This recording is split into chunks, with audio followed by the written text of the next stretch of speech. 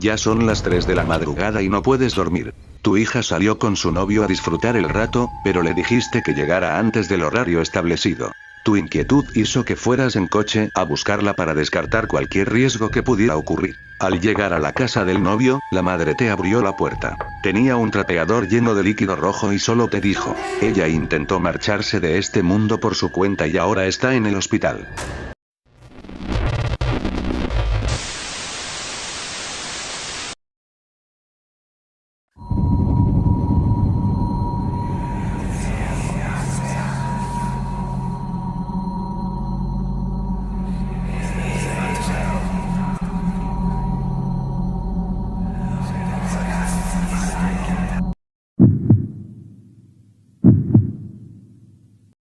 Eres un hombre que vive en Colombia. Tienes una hija a la cual amas y cuidas con tu vida. Hace poco tiempo te presentó a su novio, con el cual no llevan mucho tiempo. Al inicio la viste muy emocionada con su relación, pero conforme pasaba el tiempo notaste un cambio en su comportamiento bastante grande, dado que se veía muy temerosa y callada cuando ella era todo lo contrario. Intentaste hablar con ella para que te contara qué sucedía, pero ella nunca se atrevió. Una noche te pidió permiso para salir con su pareja, a lo cual te pareció buena idea para ver si con eso se animaba un poco más. Transcurrieron las horas. Te diste cuenta de que tu hija no había regresado al horario que le pediste, así que decidiste buscarla en casa de su novio. Pero al momento de llegar, la madre estaba limpiando un charco de líquido rojo y te dijo que tu hija estaba en el hospital. Tú inmediatamente condujiste al centro médico donde la estaban tratando. El doctor te dijo que tenía una herida de bala muy cerca de su cabeza y sus posibilidades eran muy pequeñas. Por ser una lesión con un objeto peligroso, la policía empezó a investigar. En el proceso de investigación, tu hija no soportaría el daño y se marcharía de este mundo. Intentaron llamar a su novio para que diera su versión de los hechos, pero el joven no aparecía. La investigación empezó a revelar detalles que diferían con la historia de que ella lo había hecho por su propia mano, dado que los vestigios de pólvora en la mano y en su cabeza no coincidían. Y un último detalle descartaría en su totalidad esa teoría. Entonces, el investigador te dijo que habían encontrado rastros de sangre en sus uñas. Al momento de rastrearlas, se darían cuenta de que coincidían con el ADN del novio. Pero al momento de investigar su paradero, descubrirían que el mismo día del crimen el joven se había ido del país. Y ahí te darías cuenta de que todas las señales que ella te estaba dando eran por maltratos que su pareja le propinaba, y no te diste cuenta a tiempo para salvar su vida.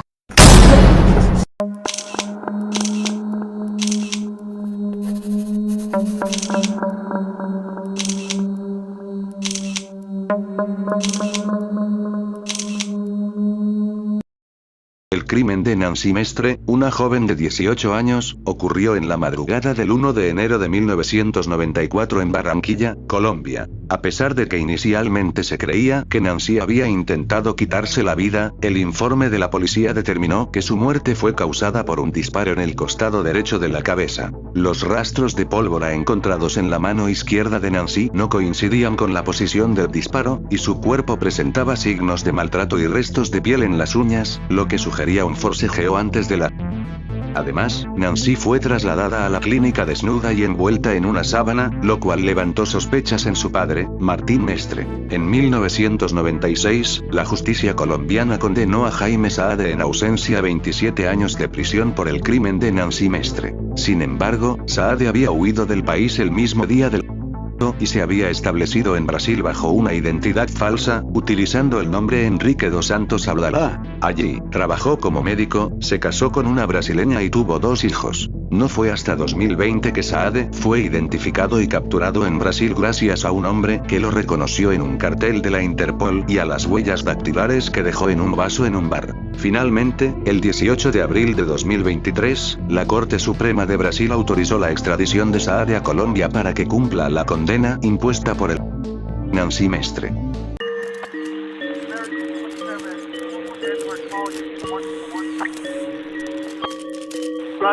Caso Nancy Mestre, Colombia, 1996.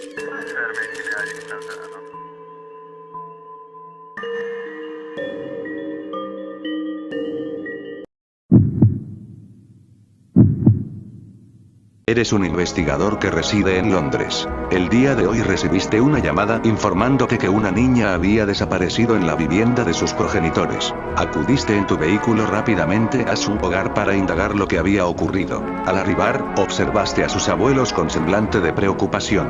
Les pediste a tus hombres que buscaran en todo el sitio algún rastro de la pequeña. Mientras los agentes inspeccionaban el área, tú te encargaste de interrogar a la pareja. Primero fue la abuela, la cual estaba llorando desconsolada por la desaparición de la menor. Le preguntaste varias cosas, entre ellas si había visto a la niña salir del hogar. Pero la mujer mencionó que no recordaba haberla observado salir, aunque su memoria a veces fallaba. Cuando le hiciste las preguntas al abuelo, él cooperó en todo, pero la respuesta a esa misma cuestión fue distinta. Al parecer, la niña sí había abandonado el domicilio el día del suceso. Esto podría brindarte algunas pistas de lo que pudo haber acontecido, si había salido de casa y se extravió, o si un tercero tuviera algo que ver con el caso. Una vez finalizaron de examinar la casa, no encontraron nada sospechoso ni a la niña, así que la pesquisa prosiguió por separado. Comenzaste a explorar los alrededores, pero notaste algo curioso. No había evidencia de que la niña hubiera dejado la casa, incluso en las cámaras de vigilancia cercanas no se identificó a la menor. Esto te hizo pensar que lo que le ocurrió a la pequeña pudo haber sucedido dentro del inmueble. Transcurrieron los días. Tenías una leve sospecha, así que solicitaste una segunda revisión de la casa. Esta vez, te aseguraste de que todo fuera inspeccionado meticulosamente. Al ingresar al sótano, notaste una bolsa muy grande que no habían percibido antes. Y, lamentablemente, al momento de abrirla, te enfrentaste a la verdad. Era la niña sin vida. Comenzaste a desconfiar de los abuelos, así que incautaste sus pertenencias. Al revisar sus objetos personales, te percatarías de algo sumamente perturbador. Al día siguiente, convocaron a ambos abuelos a la estación de policía y les dijiste: ya sabemos quién cometió el crimen, así que, si desean confesar, están en su total libertad.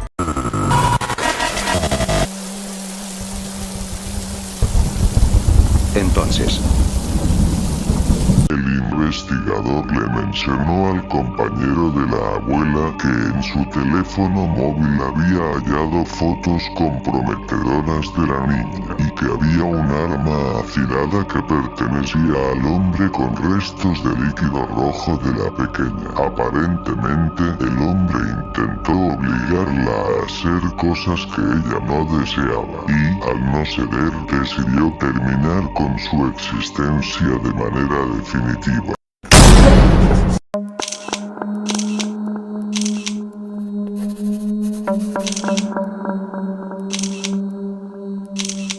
la desaparición de Tia Sharp, una niña de 12 años, ocurrió en agosto de 2012 en Londres, Inglaterra. Tia fue vista por última vez en la casa de su abuela, donde vivía temporalmente.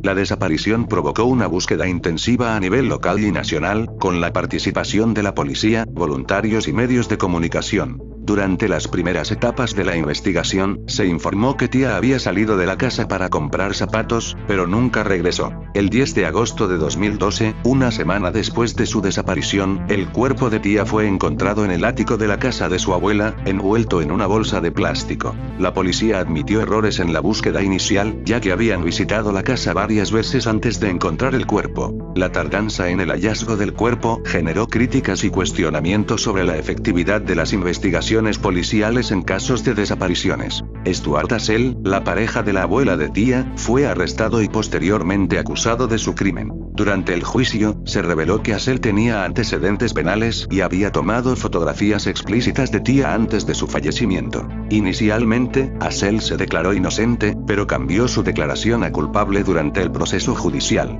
El caso de Tia Sharp conmocionó a la sociedad británica y generó un debate sobre la seguridad de los niños en entornos familiares y la necesidad de revisar los protocolos policiales en casos de desapariciones. Asell fue condenado a cadena perpetua, con un mínimo de 38 años de prisión antes de ser elegible para libertad condicional.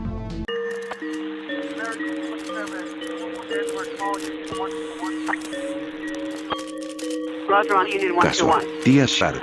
2012, Londres.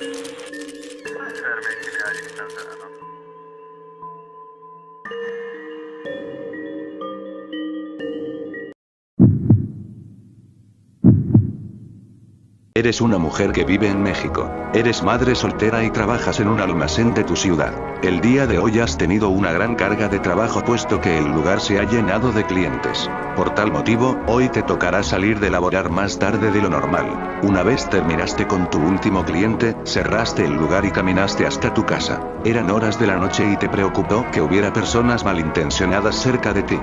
En tu camino te topaste con dos hombres que al parecer habían abusado de sustancias y alcohol. Intentaste ignorarlos y seguir tu camino para evitar problemas. Pero al parecer, los hombres tenían muy malas intenciones contigo. Intentaste correr, pero entre los dos te bloquearon el camino para que no continuaras. Una vez te sometieron, te llevaron a su guarida, al parecer para quitarte tus pertenencias. Al llegar viste varios hombres con mal semblante y entraste en pánico. Por lo cual, empezaste a gritar lo más fuerte que pudiste para que alguien te ayudara. Pero lamentablemente nadie te escuchó debido a la hora que era. Y uno de los delincuentes te haría callar de manera permanente.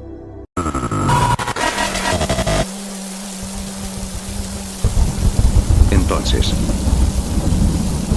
un hombre saca de la nada un arma cortopunzante y te hace una herida profunda en el abdomen. La herida fue tan grave que, lamentablemente, a los pocos minutos te fuiste de este mundo. Los delincuentes, preocupados de que los pudieran atrapar con el cuerpo, planearon un macabro plan. Colocaron tu cuerpo en un gigantesco horno industrial que tenían y lo cerraron por 6 horas, para de esta manera quemar cualquier tipo de indicio de su aberrante acto.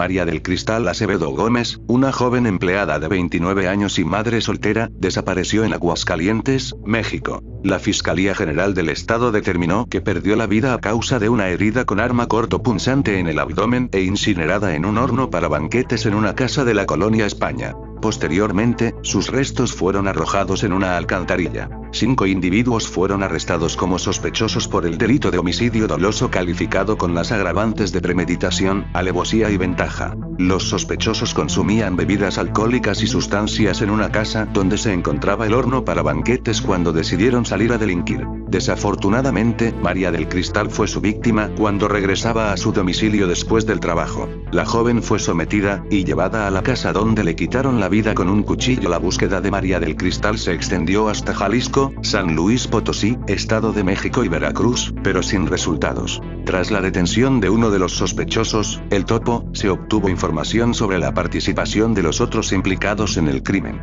Los agentes ministeriales lograron ubicar y detener a los otros 4 sospechosos y finalmente se les concedieron órdenes de aprehensión por homicidio doloso calificado, siendo trasladados al penal de la Salida a Calvillo.